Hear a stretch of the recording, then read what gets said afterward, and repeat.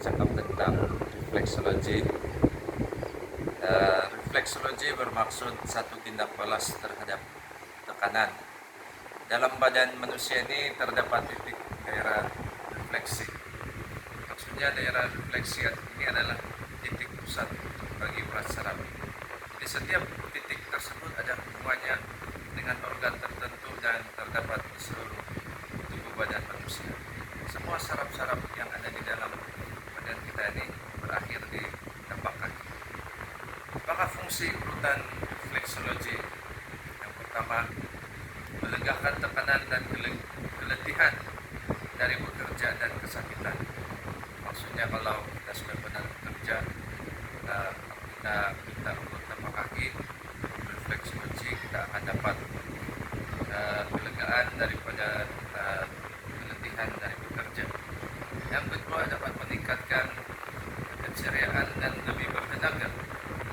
Ketiga, dapat menumbuhkan pemikiran positif dan keyakinan diri. Seterusnya, melancarkan perjalanan darah, melegakan corak tidur, mencegah penyakit, melancarkan pelawasan, membuang toksin, ya, toksin-toksin yang ada dalam badan kita ini dibuang melalui pertumbuhan ataupun mungkin melalui perpeluhan. Mengurangkan insomnia. Siapa-siapa yang tidak susah dapat tidur itu bagus minta urut tapak kaki lah ataupun buat refleksologi. Dan kemudian dapat membuang angin melalui sendawa dan kentut. Baik, bahan-bahan yang diperlukan untuk persediaan mengurut ini adalah satu, minyak urut yang sesuai. Yang kedua, krim urut yang sesuai.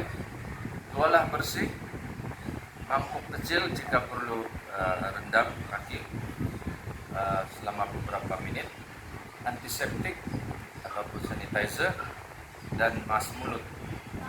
Jadi panduan mengurut adalah seperti berikut. Yang pertama, pelanggan hendaklah duduk dan baring, duduk atau baring dengan rileks. Gunakan minyak urut atau krim yang bersesuaian untuk menghindari kulit yang diurut tidak lecet ketika diurut. Yang ketiga, gunakan tekanan atau pijitan urutan yang sesuai dengan daya tahan pelanggan. Yang keempat, pastikan keselamatan pelanggan. Seterusnya, teknik dan kaidah mengurut ada 4. Yang pertama, menekan. Kedua, memutar. Ketiga, menarik. Dan yang keempat, menepuk. Dan tempo masa mengurut bagi setiap daerah refleksi boleh diurut selama 5 menit. Jika boleh tahan sakit, boleh diurut selama 10 menit. Apakah tindakan refleksi daripada urutan? Oke, jadi kesan urutan adalah berbeza-beza mengikut organ dan pelanggan. Pastikan teknik urutan dan pijitan kita betul untuk keselamatan pelanggan. Apakah gangguan kesehatan yang boleh dibantu dan dilegakan dengan urutan? Yang pertama, otot kejang, sakit kepala, sakit sendi, dan selesma. Masalah kesehatan yang tidak boleh dilegakan secara sepenuhnya oleh urutan adalah: pertama, urat saraf yang sudah mati yang disebabkan oleh kemalangan. Kedua, stroke yang menyebabkan tiada reaksi ketika diurut atau dipijit. Yang ketiga, terlalu banyak makan obat sehingga sarafnya menjadi kebal. Dan yang keempat, kanser yang mungkin sudah terlambat. Golongan berikut tidak digalakkan untuk melakukan kaidah refleksologi: sakit jantung, sakit buah pinggang, perempuan hamil, pendarahan dalaman, dan bila perut kenyang. Langkah berjaga yang perlu diperhatikan sebelum membuat urutan: pertama, mengidap penyakit jantung, kencing manis, sakit kuning, atau kanser. Boleh juga diurut secara perlahan, tetapi tidak boleh lebih 2 menit di setiap titik refleksi. Kedua, jangan lakukan urutan selepas makan. Ya, lakukan urutan selepas melebihi 1 jam. Yang ketiga, selepas urutan dilakukan, pelanggan haruslah meminum air suam 1 hingga 2 gelas untuk membantu pembuangan kotoran dalam badan.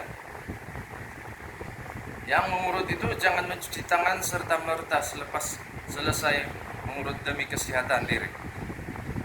Boleh cuci tangan selepas 2 jam.